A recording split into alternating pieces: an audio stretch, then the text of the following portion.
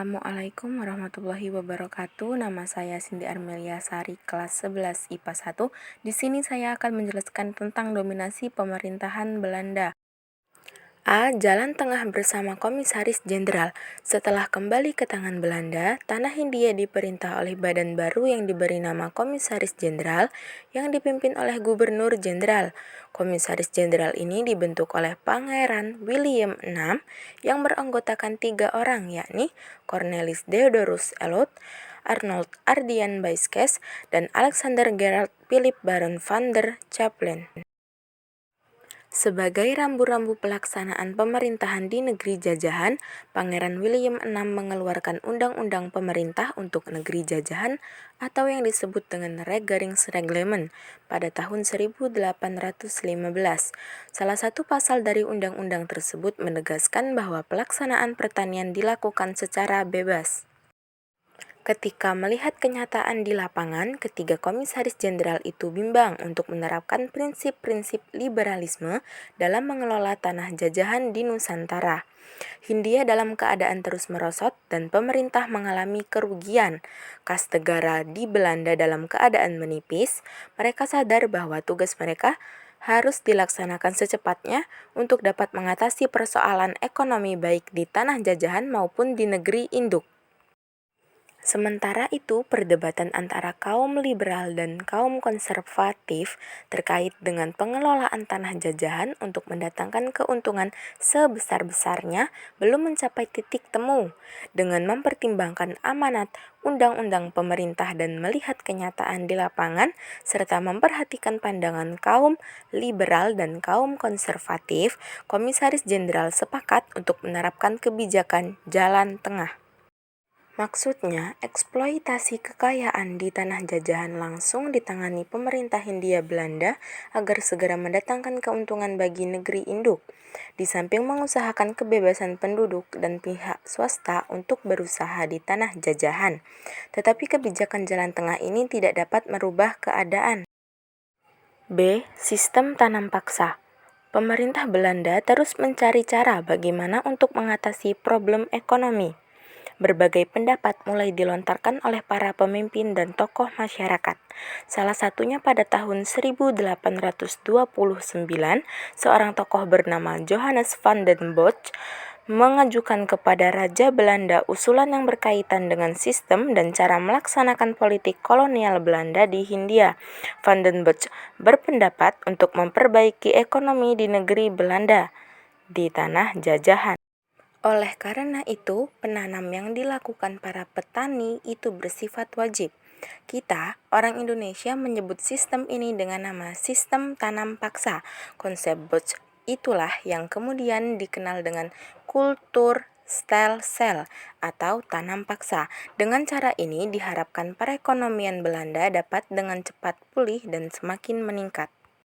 1. Ketentuan tanam paksa. Raja Willem tertarik serta setuju dengan usulan dan perkiraan Van den Bosch tersebut. Tahun 1830 Van den Bosch diangkat sebagai gubernur jenderal baru di Jawa. Setelah sampai di Jawa, Van den Bosch segera mencanangkan sistem dan program tanam paksa. Secara rinci, beberapa ketentuan tanam paksa itu termuat pada lembaran negara Staatsblad tahun 1834 nomor 22. Ketentuan-ketentuan itu antara lain sebagai berikut. A. Penduduk menyediakan sebagian dari tanahnya untuk pelaksanaan tanam paksa. B. Tanah pertanian yang disediakan penduduk untuk pelaksanaan tanam paksa tidak boleh melebihi 1/5 dari tanah pertanian yang dimiliki penduduk desa. Waktu dan pekerjaan yang diperlukan untuk menanam tanaman tanam paksa tidak boleh melebihi pekerjaan yang diperlukan untuk menanam padi. C. Tanah yang disediakan untuk tanaman tanam paksa dibebaskan dari pembayaran pajak tanah. D. Hasil tanaman yang terkait dengan pelaksanaan tanam paksa wajib diserahkan kepada pemerintah Hindia Belanda. Jika harga atau nilai hasil tanaman ditaksir melebihi pajak tanah yang harus dibayarkan oleh rakyat, maka kelebihannya akan dikembalikan kepada rakyat.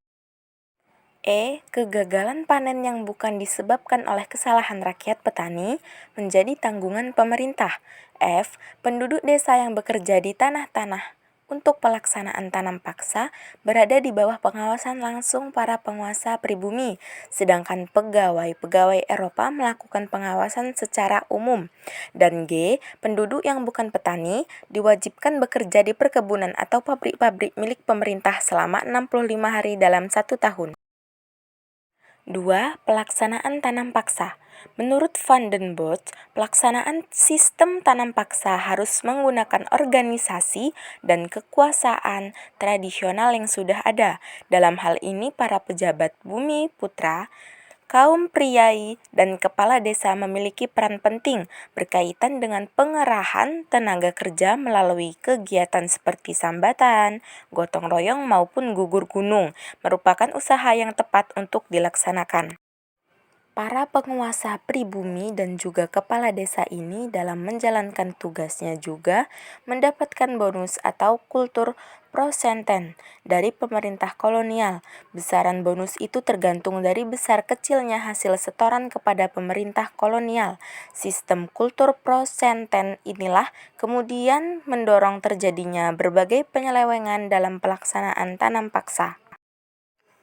Tanam paksa telah membawa penderitaan rakyat. Banyak pekerja yang jatuh sakit, bahkan meninggal. Mereka dipaksa fokus bekerja untuk tanam paksa, sehingga nasib diri sendiri dan keluarganya tidak terurus. Bahkan kemudian timbul bahaya kelaparan dan kematian di berbagai daerah, misalnya di Cirebon pada tahun 1843 sampai 1844, di Demak tahun 1849, dan Grobogan pada tahun 1850. C. Sistem usaha swasta. Pelaksanaan tanam paksa memang telah berhasil memperbaiki perekonomian Belanda.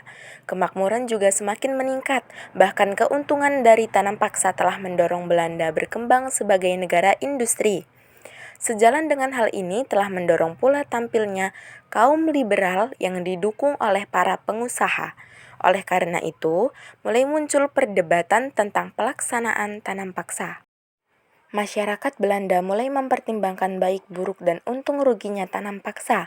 Timbullah pro dan kontra mengenai pelaksanaan tanam paksa. Pandangan dan ajaran kaum liberal itu semakin berkembang dan pengaruhnya semakin kuat. Oleh karena itu, tahun 1850 pemerintah mulai bimbang, apalagi setelah kaum liberal mendapatkan kemenangan politik di parlemen, yaitu Staten General.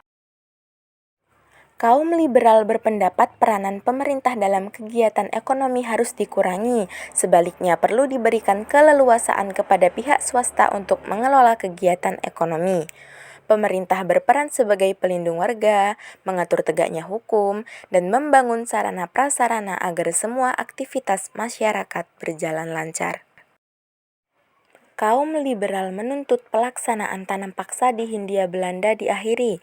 Hal tersebut didorong oleh terbitnya 2 buah buku pada tahun 1860, yakni buku Max Havelaar, tulisan Edward Dawes Dekker dengan nama samarannya Multatuli, dan buku berjudul Suiker Kontraktor atau Kontraktor Gula, tulisan Frans van de Putte. Kedua buku ini memberikan kritik keras terhadap pelaksanaan tanam paksa. Oleh karena itu, secara berangsur-angsur tanam paksa mulai dihapus dan mulai diterapkan sistem politik ekonomi liberal. Penetapan pelaksanaan sistem politik ekonomi liberal memberikan peluang pihak swasta untuk ikut mengembangkan perekonomian di tanah jajahan. Seiring dengan upaya pembaruan dalam menangani perekonomian di negeri jajahan, Belanda telah mengeluarkan berbagai ketentuan dan peraturan perundang-undangan. 1. Tahun 1864 dikeluarkan Undang-Undang Perbendaharaan Negara atau Comptabiliteit. Berdasarkan undang-undang ini, setiap anggaran belanja Hindia Belanda harus diketahui dan disahkan oleh parlemen. 2. Undang-Undang Gula atau Suikerwet. Undang-undang ini antara lain mengatur tentang monopoli tanaman tebu oleh pemerintah yang kemudian secara bertahap akan diserahkan kepada pihak swasta. 3. Undang-Undang Agraria atau Agrarische Wet. Pada tahun 1870. Undang-undang ini mengatur tentang prinsip-prinsip politik tanah di negeri jajahan. Di dalam undang-undang itu ditegaskan, antara lain, A. Tanah di negeri jajahan di Hindia Belanda dibagi menjadi dua bagian. Pertama, tanah milik penduduk pribumi berupa persawahan, kebun, ladang, dan sebagainya.